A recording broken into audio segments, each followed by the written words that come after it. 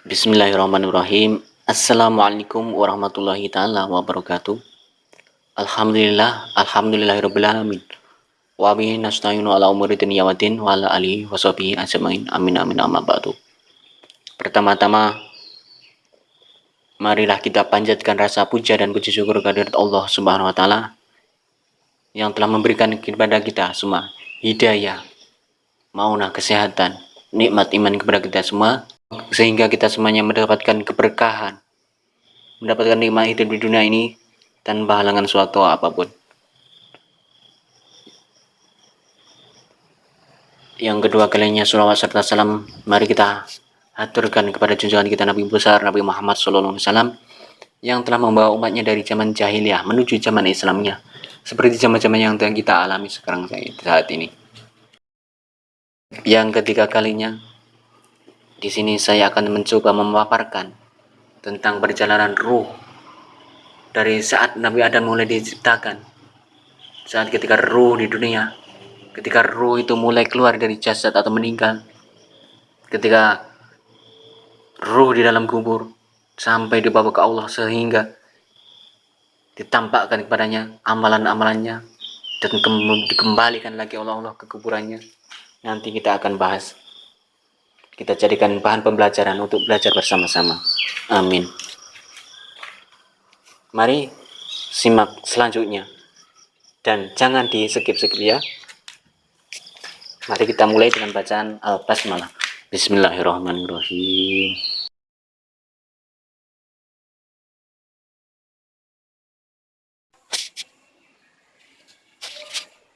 Apa itu ruh? Dan apa kaitannya ruh dengan jasad? Bagaimana ruh bisa keluar dari jasad? Kemudian bagaimana ruh setelah kematian manusia? Dan juga di mana ruh saat kiamat dibangkitkan? Kemudian saat manusia berada di padang mahsyar, ini yang akan kita bahas seputar alam arwah. Ma'asyiral muslimin yang dirahmati Allah SWT. Dahulu Nabi SAW ketika hijrah dari Mekah ke Madinah, ketika itu Nabi SAW lewat di sekumpulan orang-orang Yahudi, karena tahu bahwa Madinah itu penuh dengan orang-orang Yahudi kala itu. Dan kebetulan Nabi SAW bersama sahabat Abdullah ibnu Mas'ud radhiyallahu anhu. Maka Yahudi ini, sebagian mereka dengan sebagian yang lainnya saling berbincang dan mengatakan saluhu saluhu. Tanyalah dia, maksudnya ragu-ragu mereka itu mau nanya Nabi SAW.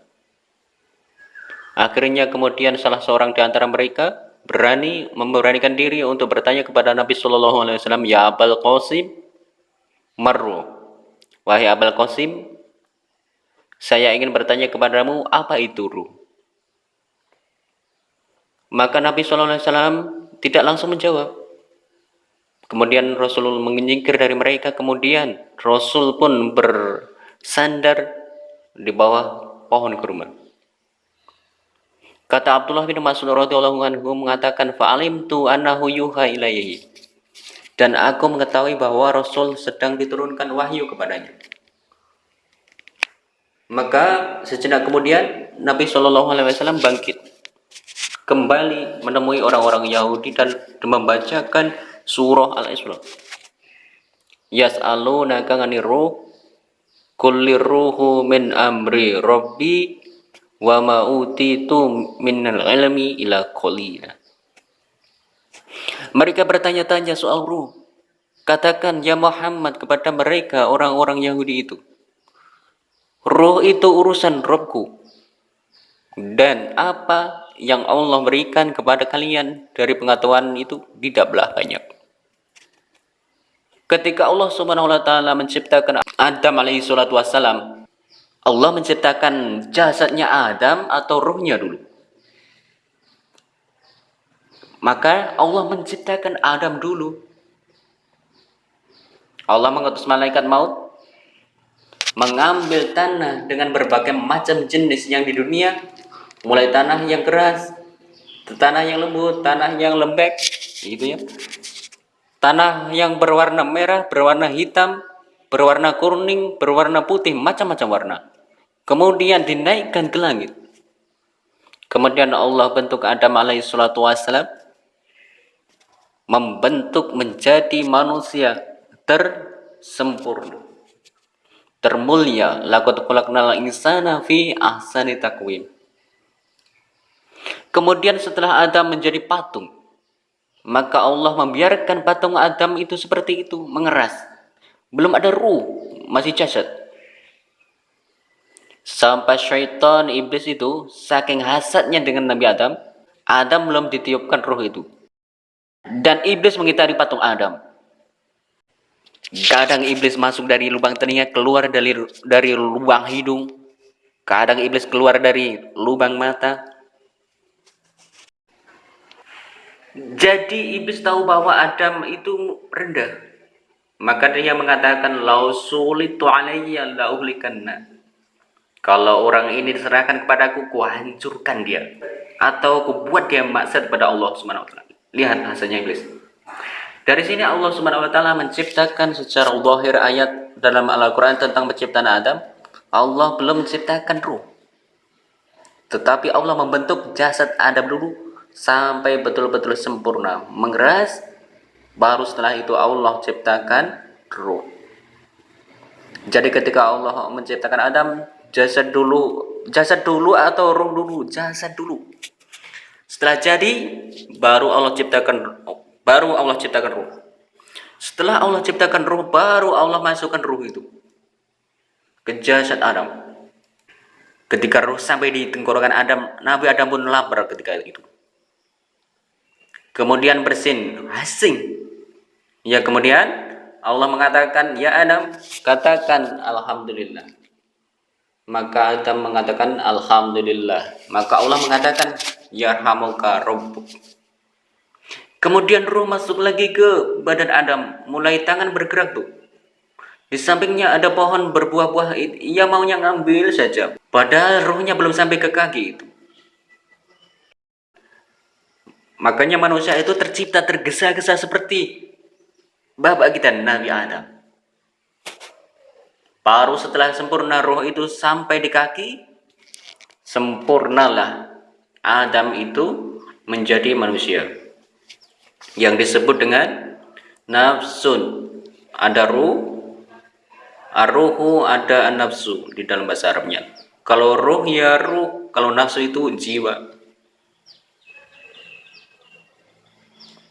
Dan jiwa itu artinya terangkainya ruh dengan jasad, dalam bahasanya disebut nafsun. Kalau ruh saja, kalau jasad, kalau ruh saja, kalau jasad saja, kalau menyatu antara ruh dengan jasad, makanya disebut nafsun. Ya ayyatuhan nafsul mutmainnah. Wahai jiwa yang tenang, karena ruhnya masih dalam jasad. Ukhruji ila ila ridwanullah, keridhaan Allah Subhanahu wa taala. Ma'asyiral muslimin yang dirahmati Allah, ini kalau dinisbahkan dengan Adam. Ini yang dinisbahkan dengan Adam kalau ruh itu diciptakan setelah Adam diciptakan. Adam dulu diciptakan dulu, baru ruhnya diciptakan dulu. Tetapi kalau kita selain Adam alaihissalatu wassalam dibalik, ruhnya dulu diciptakan, baru kita diciptakan, ya. Karena dalam hadis Bukhari, ketika Nabi Shallallahu Alaihi Wasallam bersabda tentang cerita penciptaan manusia, di mana Allah Subhanahu Wa Taala ketika menciptakan manusia itu pertama 40 hari hanya segumpal mani. Kemudian 40 hari kedua segumpal darah. Kemudian 40 hari ketiga menjadi segumpal daging, berbentuklah ia manusia. Kalau dihitung berarti 4 bulan. Berarti 40 hari segumpal manis, 40 hari segumpal darah, 40 hari segumpal daging. Seperti itulah. Pas 4 bulan usia janin itu sudah membentuk manusia. Dari sini Allah mengutus manak. Allah mengutus malaikat yang memang menghadarkan ruh. Kemudian dimasukkan ruh itu. Kemudian dicatat rezekinya, dicatat amalannya, dicatat celakanya, dicatat kebahagiaannya. Semuanya dicatat di situ. Maka dari sini kata para ulama, kalau Adam alaihissalatu wassalam diciptakan dulu jasadnya, baru kemudian ruhnya setelah itu diciptakan. Tapi kalau kita diciptakan ruhnya dulu, kemudian diciptakan jasadnya. Begitu kata para ulama. Kenapa demikian? Karena ketika Allah menciptakan Adam dan ruhnya, kemudian lalu Allah mengusap pundaknya Nabi Adam. Nah, ketika Allah mengusap pundaknya Nabi Adam, apa yang terjadi? Fa akhraja min dhuhri Adam kullu nas mati min dzurriyyatihi min khalqi ila yaumil qiyamah. Dalam hadis Rasul, kemudian keluarlah dari pundaknya Nabi Adam ini, punggung Adam ini, ruh dari dzurriyyahnya Adam, dari anak cucunya Adam, dzurriyyahnya Nabi Adam. Dzurriyyah diambil dari kata-kata dzarrah. Dzarrah itu adalah semacam semut ataupun yang lebih kecil lagi dari semut, bahkan tidak nampak.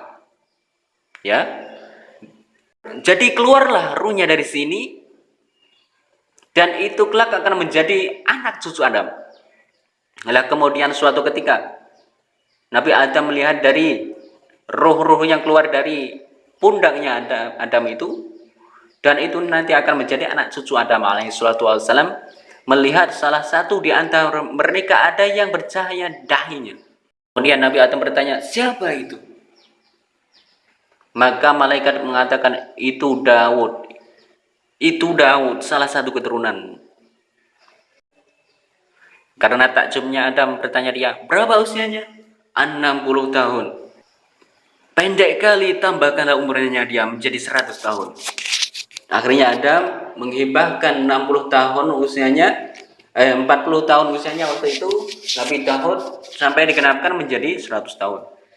Dari sini bahwa ruh sudah diciptakan dulu. Karena ketika Allah mengusap pundak Adam, disitulah keluar arwah-arwah yang kelak akan menjadi anak cucu Adam sampai kiamat tiba.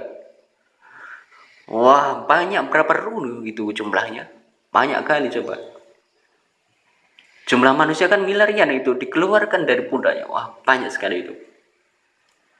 Lah dari sinilah mereka akhirnya ditempatkan di sebuah tempat yang disebut dengan alam ruh. Di sinilah terjadi misak, perjanjian antara ruh dengan Allah Subhanahu wa taala. Dan itu disebutkan dalam surat Al-A'raf ayat 172. Wa id akhadha rabbuka min bani Adam min tuhurihi dzurriyyatahum wa ashhadahum ala anfusihim alastu bi rabbikum qalu bala syahidna an taqulu yaumal qiyamati inna kunna an hadza ghafilin. Dan ingatlah ketika Rabbmu membuat perjanjian dengan anak turunnya Adam, min zuhurihim dzurriyyatahum, di belakang mereka dari anak cucu yang kelak akan terlahir dari Adam alaihissalatu wassalam. Apa perjanjian Allah dengan kita? Alastu birabbikum, bukankah aku Rob kalian?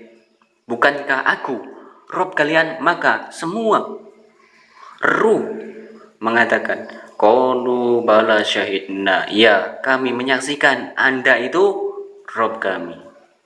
Pertanyaannya, antum ingat apa lupa? Atau pura-pura lupa? Bahwa antum semuanya pernah mengatakan di hadapan Allah, qalu bala syahidna, ya kamu adalah Tuhanku, engkau adalah Tuhanku. Pastinya ingat. Tentu tuan-tuan ingat. Kenapa enggak ingat? Karena ingatan manusia itu terbatas, sebagaimana pandangan manusia terbatas, pendengaran manusia terbatas, akal pun terbatas, langkah kaki manusia pun terbatas, akal semuanya pun terbatas, akal manusia, pengetahuan pun terbatas, maka ingatan pun terbatas. Kita sudah lupa bahwa kita dulu pernah berdialog kepada Allah SWT dan mengatakan alastu birabbikum, dan kita mengatakan bala syahidna. Ma'asyiral muslimin, kenapa demikian? Supaya tidak ada udzur bagi kita pada hari kiamat dengan mengatakan aku tidak pernah mengenal Tuhan sehingga aku tidak beribadah. Hei, Anda semuanya sudah diikat dengan perjanjian. Maka Rasulullah SAW mengatakan kullu mauludin yuladu alal fitrah. Setiap bayi yang dilahirkan dari perut ibunya berrojol itu terlahir secara fitrah. Fitrah itu suci, artinya yaitu suci mengenal Allah, mengenal Islam. Kenapa? Mari kita lanjut dengan hadis Nabi Rasulullah SAW. Fa'abawahu yuhawidanihi au yunasironihi au yumajjisanihi. Bapaknya yang menjadikan ia menjadi Majusi maupun Nasrani, atau bapaknya yang menjadikan ia Nasrani maupun menjadi Majusi. Dan hadis ini tetap tidak ada kata-kata yang menjadikan bapaknya yang menjadikan Muslim, tidak ada. Karena lahirnya anak itu sudah terlahir secara Islami mengenal Allah. Tapi kita lupa. Lah di alam roh ini pula Allah menawarkan amanah. Ya Allah Subhanahu wa taala isyaratkan dalam surat apa? Inna aradnal amanata 'alas samawati wal ardi wal jibala fa abawaina an yahmilnaha wa ashfaqna minha wa hamalana insana innahu kana dzuluman jahula. Sesungguhnya kami Allah telah menawarkan amanah kapan? Kapan amanah ditawarkan? Ketika di alam ruh. Allah menawarkan amanah itu. Pertama, ditawarkan ke langit, ditawarkan ke bumi, ditawarkan ke gunung-gunung, semua menolak amanah itu. Kemudian Allah menawarkan amanah di alam ruh kepada ruh-ruh turun Nabi Adam. Tiba-tiba kemudian manusia pun siap memikul amanah itu. Makanya Allah mengatakan sungguh manusia itu sangat zalim dan amat sangat buruk. Gunung saja menolak, langit saja menolak, bumi saja menolak, manusia pula yang lemah menerimanya. Walaupun penafsiran amanah dalam ayat ini berbagai macam ya. Apa yang dimaksud amanah yang Allah tawarkan kepada kita di alam roh ini? Ada yang mengatakan amanah di sini artinya adalah atu wa turai, ketaatan dalam melaksanakan kewajiban. Ada yang mengatakan amanah di sini artinya adalah seperti pendapat Abdullah bin Mas'ud yang artinya sholat, zakat, puasa, haji, kemudian membenarkan hadis jujur dalam berkata, kemudian membayar hutang, adil dalam timbangan. Kemudian juga amanah ketika dititipkan sesuatu barang kepadanya. Ada juga yang mengatakan amanah di sini artinya amanah, orang itu amanah tidak khianat gitu ya. Intinya bahwa banyak penafsiran amanah, tapi yang jelas dialog ini sebagai para ulama terjadi kapan? Di alam ruh. Dialog ini terjadi di alam ruh. Masyarul muslimin yang dirahmati Allah Subhanahu wa taala. Baik. Alhamdulillah kita tahu sedikit banyak tentang ruh. Lalu ruh ini kapan keluar? Kan pertama ruh menyatu dengan jasad. Kemudian kita dilahirkan ke dunia menjadi jiwa yang menyatunya ruh dengan jasad. Maka suatu ketika ruh ini akan keluar saat kematian.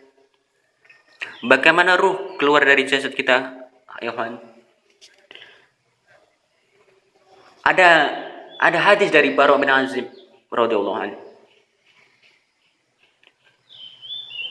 Jadi Bara bin Azib ini bercerita suatu ketika, kami, kata Bara bin Azib, keluar bersama Rasulullah hendak mengebumikan salah seorang jenazah.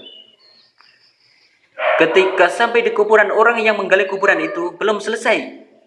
Orang yang menggali kuburan itu belum selesai. Lah karena belum selesai, orang yang menggali kuburan itu, Nabi SAW memberikan nasihat kepada sahabat yang ada sekitar kuburan itu. Kemudian Nabi SAW menceritakan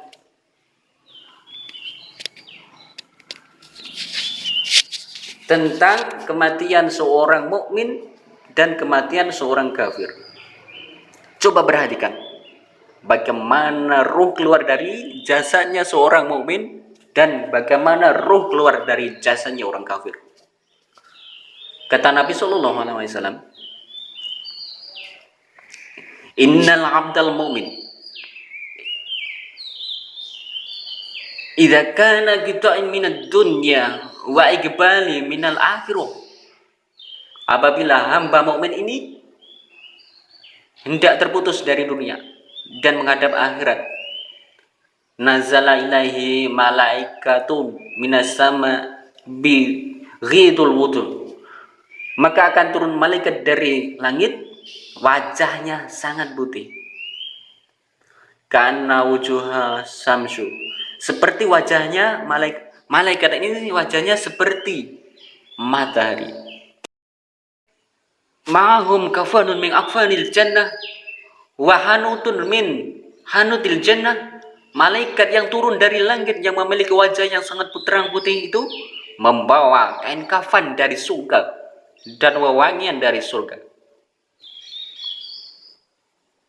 Kata para ulama, ketika nanti antum mendekati ajal, malaikat yang turun kepada antum itu ada 4. Satu disebut malakul maut, malaikat kematian. Yang 3 disebut rusulul maut. Rusulul maut, tawafathu rusulunan.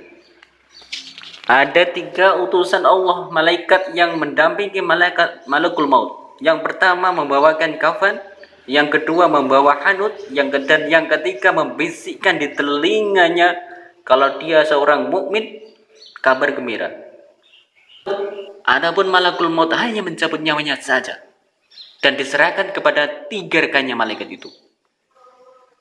Ulama mengatakan dalam hadis ini, ruhnya seorang mukmin itu ketika dicabut itu dimulai dari jari-jari jemari, dari ujung-ujung jari kaki dan tangan. Jadi ruhnya di sini mulai naik, berjalan itu. Begitu juga dari kaki mulai naik terus ke atas, ya, sampai di tenggorokan, berkumpul di tenggorokan. Apa yang terjadi? Kalla idza balagatit turaq wa qila marraq. Apabila ruh sudah sampai di tenggorokan di sini, kata Allah, marraq. Siapa yang bisa meruqyah dia? Siapa yang bisa menyembuhkan dia? Sehingga mengembalikan ruhnya ke dalam jasadnya menjadi sehat. Enggak ada. Lah roh itu ketika dicabut, dari mana keluarnya? Dari mulut. Roh itu keluar dari mulut kita, ya. Kemudian ketika roh itu keluar dari tubuh kita, mata kita itu memandang sampai roh itu. Kemana roh kita terbang, maka mata kita akan melihatnya, memandangnya.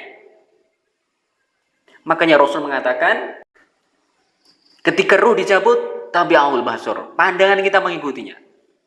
Makanya setiap orang yang mati pasti melotot matanya. Makanya antum kalau melihat orang mati yang melotot, cepat antum tutup matanya. Takut menakutkan orang lain. Kata Nabi SAW, ruhnya orang mukmin itu ketika keluar seperti tetesan air yang keluar dari tiku, tetesan terakhir.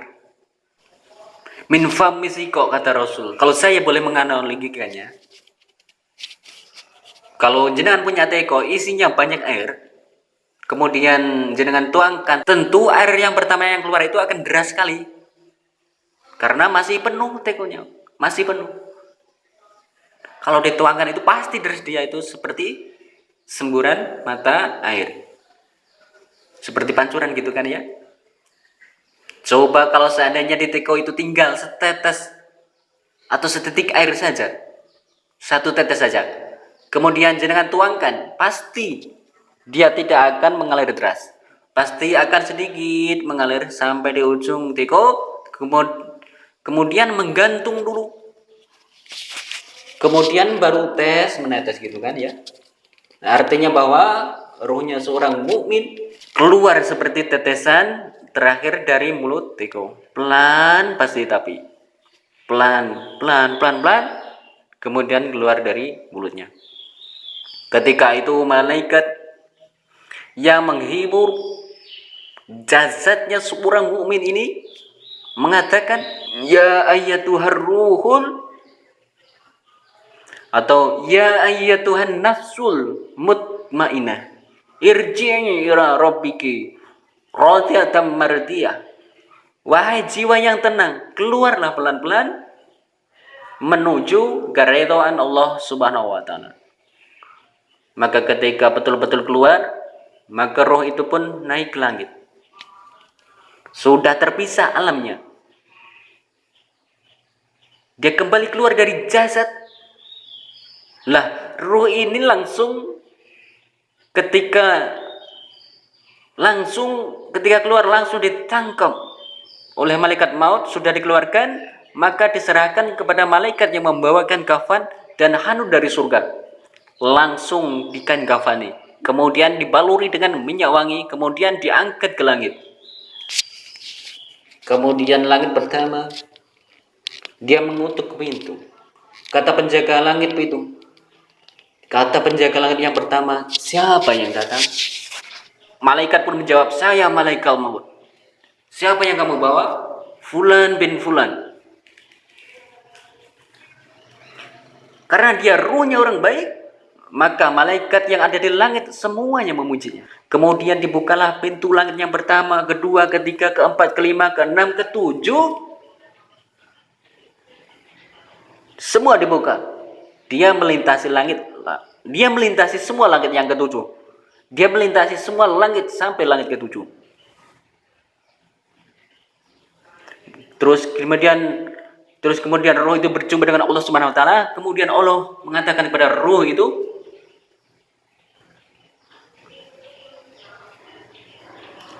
letakkan catatannya di fil iliyyin, tapi kembalikan ruhnya ke dalam jasadnya. Maka catatannya naik sampai di tempat yang paling tinggi di surga, kemudian ruhnya dikembalikan ke bumi.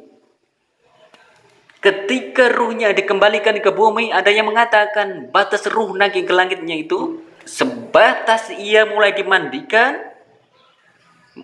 mulai dikafankan, kemudian dikuburkan, ruh itu kembali dalam kuburan.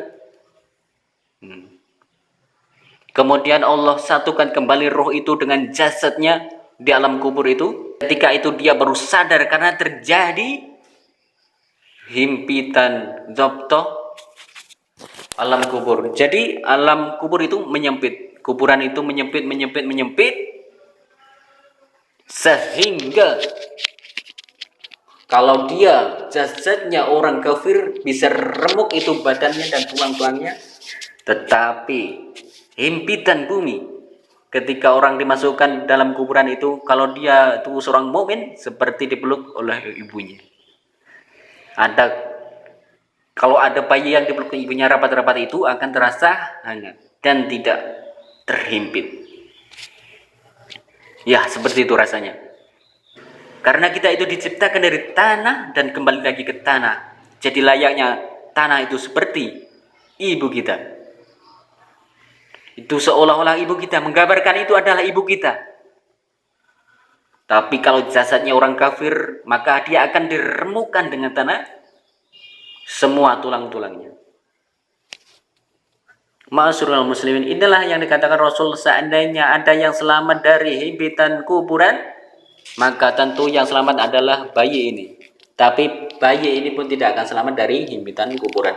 Dalam riwayat, kalau ada yang selamat dari himpitan kubur, tentu yang selamat adalah Sa'du ibnu Mu'ad.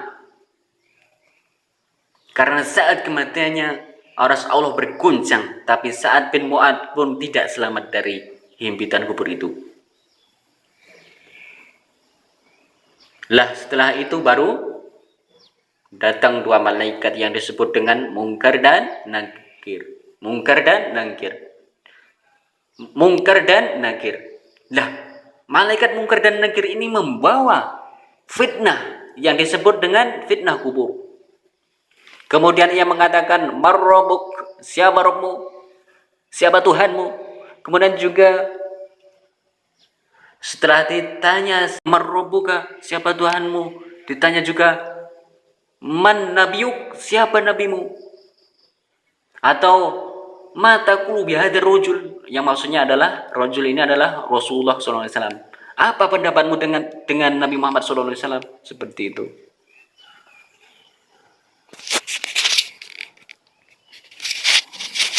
Kemudian wa madinuk, apa agama? Karena dia seorang yang beriman, tentu gambarannya seperti di dalam Al-Quran, yusabitullahu ladina amanu bil qawli sabit fil hayati dunya wal akhirah. Akan mantap jawabannya. Dia mengatakan, Rabbi Allah, Rabbku Allah. Ketika ditanya, bagaimana pendapatmu tentang orang ini? Maksudnya adalah Rasul sallallahu alaihi wasallam. Ia mengatakan, "Wan nabi, dia nabiku. Wan nabi, dia nabiku. Muhammad Rasulullah adalah nabi saya." Ketika ditanya, "Wa madinuka, apa agamamu?" Maka dia dengan terangnya menjawab, "Diniyal Islam, agamaku Islam." Dia berhasil menjawabnya. Apabila berhasil menjawab, lalu apa yang terjadi? Maka Allah berfirman, "Ang sodaku abdi, hambaku telah benar." Hambaku telah benar. Karena telah benar, bukakan pintu surga. Bayangkan dari kuburan dibukakannya pintu surga langsung ke surga. Hembuskan angin ke surga, dari surga ke kuburan. Bawa bagian dari surga ke kuburan. Bawa makanan dari surga. Bawa minuman dari surga. Bentangkan kuburannya seluas Ghodul Basur, seluas mata memandang. Tidak terkira. Kemudian didatangkan angin dari surga, makanan dari surga, pakaian dari surga, minuman dari surga. Kemudian ia pun masuk ke alam yang disebut dengan nikmat kubur. Ketika itu datang seseorang yang tampan. Kalau perempuan ya cantik gitu kan. Tiba-tiba mendekati orang ini. Kenalan, siapa namamu? Apa pekerjaanmu? Ngobrol. Layaknya kita di dunia ketemu orang ngobrol. Karena sakingnya asik ngobrol, ikhwan. Tidak sadar bahwasanya bumi akan segera kiamat. Akan segera dihancurkan. Tidak sadar mereka berdua itu. Ketika sehingga betul-betul bumi ini mendekat kiamat dan dihancurkan. Maka dan Israfil pun siap meniupkan sangkakalanya. Barulah kemudian dia bertanya, "Kamu ini siapa? Kok kamu baik sekali sama aku? Baik sekali menemani aku di dalam kuburku ini." Maka orang ini mengatakan, Ana ngamaluka. Maka sosok ini mengatakan, Ana ngamaluka soleh. Akulah amal solehmu. Sayalah puasamu. Sayalah sholatmu. Sayalah zakatmu. Sayalah zikirmu. Sayalah silaturahimmu. Sayalah birrul walidainmu. Sayalah seluruh amal solehmu. Kalau jin menjadi sosok yang bisa menemanimu di alam kubur ini, teman kita di alam kuburan. Jadi ikhwan sekalian, tetapi rohnya seorang kafir, lihat bagaimana yang akan terjadi dengan rohnya seorang kafir. Adapun rohnya seorang kafir, ketika idza kana fil qita'i minad dunya wa iqbali minal akhirah nazala ilaihi minas sama'i malaikatun giladum syidadum sudul wujuh mahu al-masubu minan nar. Subhanallah, astagfirullah. Kalau seandainya orang fajir, orang kafir, orang fajir, orang jahat ini mati, hendak meninggalkan dunia dan menghadap Allah di akhirat, maka turun dari langit itu malaikat yang ghilat syidad, yang sangat keras, yang sangat jahat, sudul wujuh, wajahnya hitam gelap menakutkan, kosong, dan membawa kain kafan dari neraka yang sangat busuk baunya. Kemudian ia pun duduk di samping orang yang ihtidor, yang mau mati dari orang kafir ini. Maka malaikat yang jelek rupanya ini langsung meneriakkan di telinganya, ya ayyatuhan nafsul khabisa ukhruji illa saghati minallahi wa ghadabi. Hai jiwa yang buruk, keluar kamu kepada kemurkaan Allah Azza wa Jalla. Laknat kamu, keluar kamu. Coba bayangkan, kalau saya buat istilah seperti itu. Kalau saya buatkan istilah ketika jenengan di rumah, tiba-tiba di luar rumah ada yang berteriak, keluar kawan, maukah kau uang 1 miliar? Kira-kira jenengan keluar nopo mboten? Pasti jenengan akan keluar. Pasti keluar. Pak, keluar pak. Pasti keluar. Dan ketika seseorang meneriakkan, hoi, keluar kamu, keluar yang ada di dalam rumah, cepat atau kuledakkan rumah ini, maka kira-kira jenengan keluar nopo mboten? Pasti jenengan keluar dari belakang. Beda sekali. Ekspresi dari malaikat maut ini pasti berbeda antara seorang muslim atau seorang mukmin dengan seorang yang kafir. Dengan seorang mukmin dia akan lemah lembut, dengan seorang yang kafir dia akan penuh dengan nada-nada tinggi yang menyeramkan.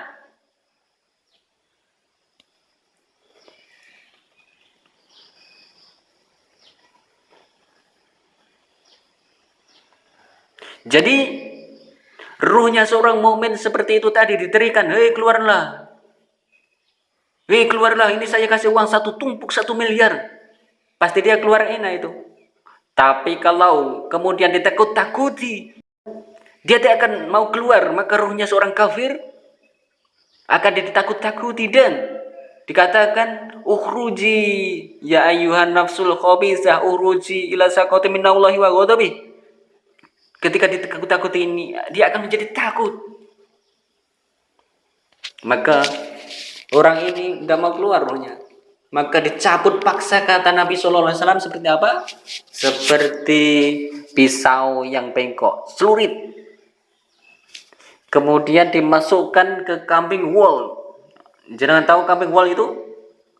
Wah, bisa 1 jengkal itu. Yang bulunya itu kan, wah, besar itu. Jadi ketika rambut kambing ini banyak, dimasukkannya pisau ataupun sabit itu. Nah, kemudian setelah nempel begini, disiram rambutnya, langsung ngek gitu kan. Jadi susah jadinya ini. Pisaunya susah ini. Kira-kira kalau seandainya pisau ini masuk ke dalam bulu bol, kemudian disiram, kemudian dipaksakan begini, apa kemudian dipaksa seperti ini, apa tidak rontok semua bulu-bulunya? Wah, menakutkan. Itulah Rasul mempermisahkan seperti itu. Ruhnya orang kafir ketika dicabut seperti itu. Seperti senjata yang bengkok dimasukkan ke dalam bulu kambing wol, kemudian disiram, kemudian dipaksa rontok semua bulunya, rontok semua persendiannya, rontok semua bulunya, rontok semua persendiannya, sakit semua seluruh kujur tubuhnya, tapi tetap dia itu harus keluar. Ketika dia sudah keluar, diserahkan kepada malaikat yang membawa kain kafan dari neraka yang sangat bau busuk. Dia pun kadang bahkan tidak tahan dengan baunya itu. Rohnya itu diangkat di langit. Kemudian rohnya orang tersebut dibawa dan diangkat ke langit. Para penjaga langit semuanya menolaknya. Semuanya tidak mau melihat roh itu. Semua merasakan bau busuk yang sangat menyengat. Semua menyingkir malaikat itu. Tidak ada yang membukakan pintu langit. Ketika kemudian penjaga langit pintu yang pertama diketuk supaya roh ini naik ke langit, nggak mau dibukakan. Sama sekali ini. Nggak mau dibukakan. Dari sini Allah Subhanahu wa taala berfirman dalam Al-Quran, la tufatahu lahu abwabas sama wa la yadkhulunal jannata hatta yalijal jamalu fi samil khiyam. Ketika rohnya orang kafir naik ke langit pertama, la tufatahu lahu abwabus sama, Allah ataupun malaikat tidak ada yang satu pun membukakan pintunya. Bahkan dia akan masuk neraka. La tufatahu lahu abwabus sama wa la yadkhulunal jannah. Dan dia tidak akan masuk surga, orang kafir itu. Hatta yalijal jamalu fi samil qiyam. Sampai ada cerita unta masuk dalam liang jarum, pemirsa, sobat. Bayangkan, apakah ada unta yang masuk ke liang jarum? Bayangkan seberapa besar unta dan seberapa kecil liang jarum. Sangat kecil sekali. Unta itu besar. Macam mana mau masuk liang jarum? Gimana caranya? Dijadikan benang dulu untanya, baru bisa masuk. Wah, itu artinya bahwa mustahil ada unta masuk ke dalam liang ataupun lubang jarum. Kecuali kalau jarumnya gede gitu kan, seperti pintu gitu kan, mungkin masuk. Tapi mana mungkin ada lubang jarum? Tapi mana mungkin ada jarum yang sebesar itu? Ya. Artinya apa? Artinya mustahil sekali orang kafir masuk surga. Ketika tidak dibukakan pintu langit, akhirnya oleh malaikat yang sudah capek-capek membawanya ke pintu langit itu, roh orang kafir tersebut dilempar kembali ke kuburannya. Dilempar belek gitu. Betapa sakitnya. Luar biasa. Tidak terkira. Bayangkan pemirsa, sobat. Dilempar roh itu sehingga roh itu jatuh dari ketinggian itu. Kemudian ketika bersatu dengan jasadnya, seperti antum jatuh dari di atas mabuk gitu kan. Wah, gimana rasanya itu? Nggak usah dirasakan. Sudah pasti sakit sekali. Ya. Rontok semuanya. Sudah kesakitan, tiba-tiba dihimpit lagi di dalam kuburan, langsung remek semuanya. Setelah ada himpitan kubur, tiba-tiba datang malaikat Mungkar dan Nakir, kemudian berteriak dan menekan suara yang marrobuk, siapa Tuhanmu? Apa enggak kaget dia? Waman nabiyuk, siapa nabi? Waman nabiyuk, siapa nabimu? Waman dinuk, apa agamamu? Makanya ketika dia itu lagi pusing merasakan tubuhnya sakit, dia hanya mengatakan la adri, la adri. Fayaqula la adri. Saya tidak tahu, aku lu. Kama qulan nas wa fa'altu kama fa'alan nas. Aku hanya ikut orang saja. maka dia pun akan dicambuk oleh malaikat. Kalau seandainya cambukan itu dicambukkan ke gunung Uhud, maka cukup menghancurkan Uhud itu. Bagaimana kalau dicambukkan ke ruh orang kafir ini atau ke jasad manusia? Hancur. Masyarul muslimin yang dirahmati Allah SWT. Jadi kalau saya ringkas dari hadisnya Bara bin Hazim ini, pertama, keluarnya roh seorang mukmin dari jasad seorang mukmin. Yang kedua, roh ini bawa ke langit oleh malaikat. Kemudian yang ketika dikembalikan roh ini ke dalam jasadnya. Begitu juga rohnya orang kafir. Itu saat kematian. Lalu setelah kemudian masuk ke alam kubur. Apakah azab kubur itu birruhi wal jasad? Menyatunya ruh dengan jasad. Ataukah ruh saja? Kata Syekhul Islam Ibnu Taimiyah rahimahullah mengatakan bahwa azab kubur itu yang roji menurut ahli sunnah wal jamaah, dan ini menyelisih pendapat orangnya Mu'tazilah, bahwa ruh dan jasad dijadikan satu. Walaupun bahwa di dunia jasad itu yang utama dan ruh itu mengikut, tapi beda di akhirat. Kalau di akhirat ruh itu yang utama tapi jasad itu mengikut. Kenapa begitu? Karena kita itu sudah beda alam, ya. Beda alam dunia dan alam kubur ataupun alam akhirat. Di alam kubur roh itu adalah yang utama dan yang penting. Tetapi kalau ingin merasakan sakitnya alam kubur, maka dijadikan satu antara ruh dengan jasad. Supaya dia itu merasakan betapa sakitnya siksaan kubur maupun himpitan alam kubur.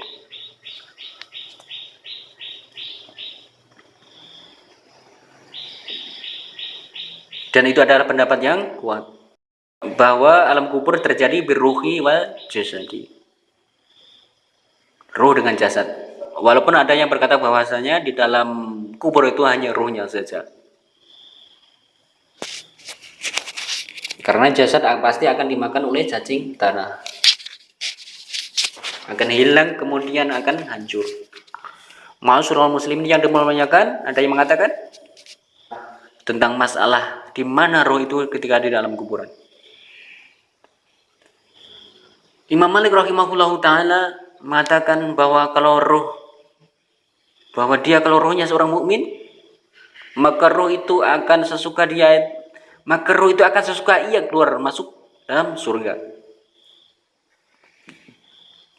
Jasadnya tetap di kuburan, sementara rohnya bisa keluar masuk dari surga.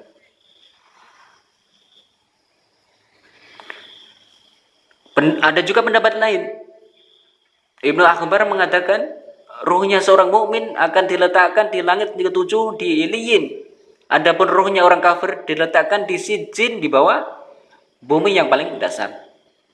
Ada juga pendapat Imam Ibnu Hazm mengatakan bahwa ruh dalam kubur itu dia tetap di situ, ya, tidak keluar dari kuburnya. Ada juga yang mengatakan ruhnya syuhada maka akan masuk dalam surga dan akan diletakkan di kendi-kendi dalam surga dan digantungkan di arsy Allah. Adapun seorang mukmin maka mereka akan dimasukkan ke dalam surga dan digantungkan di pohon surga. Itu pendapat Ibnu Abdul Bar. Dan juga pendapat Ibnu Syihab, ya, bahwa ruhnya syuhada juga akan digantungkan di arsy seperti kendil-kendil dan keluar masuk surga. Wallahu a'lam bishawab. Karena bagaimanapun pengetahuan kita tentang ruh tidak banyak. Wa ma utitu min ilmi ila qalila. Ini hanya pendapat para ulama. Ada pada hakikatnya wallahu a'lam bishawab. Yas'alunaka 'anir ruh qulir ruhu min amri rabbi. Masyarul muslimin yang dimuliakan, ketika kiamat, ketika terjadi kiamat, di mana ruh? Ulama mengatakan bahwa ada 7 perkara yang tidak akan binasa pada hari kiamat. Catat 7 perkara ini. Tidak akan binasa nanti pada hari kiamat. Tetapi yang lainnya pasti akan dihancurkan ketika Israfil meniupkan trompet sangkakala. Semua makhluk Allah akan dihancurkan. Bumi dihancurkan, gunung dihancurkan, lautan dihancurkan, langit dihancurkan, bintang dihancurkan, matahari, semuanya. Begitupun semua akan dihancurkan. Tetapi ada 7 makhluk yang tidak akan pernah dihancurkan. Ada yang mengatakan 8, ada yang mengatakan 7. Yang pertama, Arsy. Arsy tidak akan dihancurkan Allah Subhanahu wa taala. Kemudian yang kedua dan yang ketiga, al-jannatu wan nar. Surga dan neraka tidak akan mungkin hancur dengan tiupan sangkakala. Kemudian yang keempat, al-ajbu. Al-ajbu itu artinya adalah tulang ekor setiap manusia. Mungkin badan bisa hancur, tulang-tulang bersama kita akan hancur, tetapi tulang ekor manusia tidak akan pernah hancur. Karena kita diciptakan dari tulang ekor. Kemudian yang nomor 5, Allah. Kemudian yang kelima adalah Lauhul Mahfuz.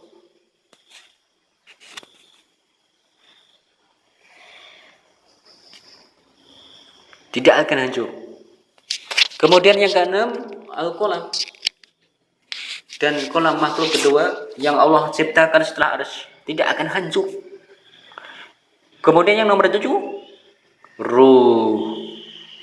Ruh tidak akan hancur ketika Israfil meniupkan sangkakala-nya, itu tidak akan pernah hancur. Lalu ruh di mana ketika terjadi hari kiamat? Ruh itu ketika terjadi kiamat, maka terputuslah azab kubur, maka putuslah nikmat kubur, azab kubur, dan juga begitu seterusnya. Maka ruh itu akan diletakkan di Iliyin yang mukmin, dan kemudian ruhnya orang-orang kafir dan orang-orang jahat diletakkan di Sijin, di dasar bumi. Kemudian terjadi kiamat hebat selama 40 tahun, bisa 40 bulan, bisa 40 hari. Baru Israfil kemudian meniupkan sangkakalanya yang kedua. Ketika itu jasad-jasad oleh Allah dikembalikan lagi. Tulangnya dirangkaikan lagi, kemudian dagingnya dirangkaikan lagi dengan tulangnya. Jadilah setiap manusia, sehingga tanah itu dipenuhi dengan jasad. Sehingga tanah itu dipenuhi dengan jasad. Sehingga Allah mengatakan, idza zulzilatil ardu zilzalaha wa akhrajatil ardu asqalaha. Dan Allah keluarkan beban-beban berat dari perut bumi itu, maksudnya adalah manusia, dilempar ke permukaan bumi. Dan kami lempar semua isi perut bumi sehingga semuanya kosong. Karena semua jasad manusia ditanam dalam perut bumi. Baru setelah jasad mulai dari Nabi Adam sehingga Nabi Muhammad, bahkan manusia yang terakhir hidup,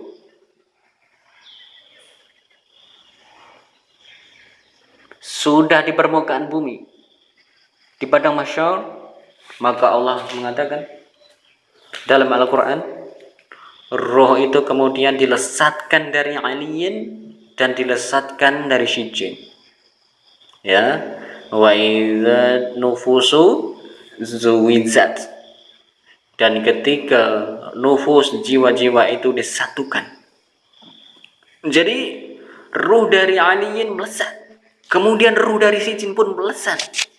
Dan anehnya adalah ruh dan jasad itu tidak akan pernah tertukar. Itu sudah menjadi kuasa dan kehendak Allah, ya. Jadi tidak akan tertukar. Artinya apa? Ruh itu akan kembali ke jasadnya sendiri dan jasadnya masing-masing, tidak akan pernah tertukar.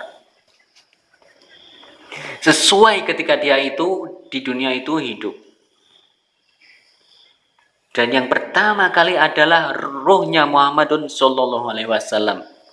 Makanya dia adalah orang yang pertama bangun siuman. Sebelum manusia yang lain siuman. Anak awal man yashaku fihi qabr.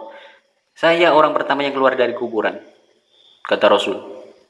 Kemudian Nabi melihat Nabi Musa bersandar, kemudian dia ragu-ragu, apakah aku yang akan dibangkitkan yang pertama ataukah Nabi Musa? Itu kata Rasulullah. Baru kemudian bangkit semua, karena sudah nyatu lagi rohnya itu. Kemudian ketika bangkit bingung orang-orang kafir ini, kemudian mereka mengatakan, ya wailana membahas Nabi Markodina ada. Aduh cilaka nyonge, cilaka, siapa yang membangkitkan aku dari alam kuburku ini sehingga aku terbangun. Celakalah aku, siapa yang membangunkan aku dari tempat tidurku dalam alam kubur ini.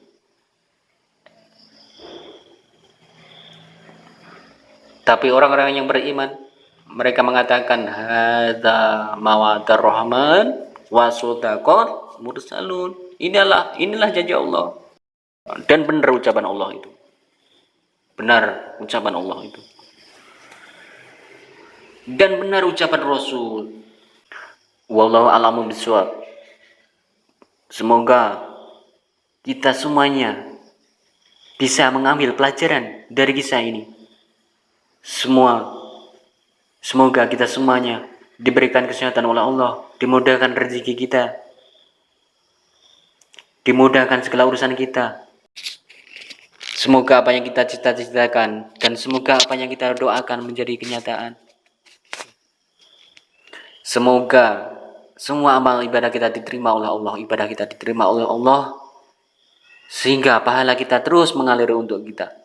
Semoga kitanya nanti kelak dimasukkan ke dalam golongannya orang-orang yang muslim, orang-orang yang mukmin dan selamat di dunia maupun akhirat, mendapatkan syafaatnya Nabi Muhammad SAW fi yaumil akhir. Amin Allahumma amin. Wassalamualaikum warahmatullahi taala wabarakatuh.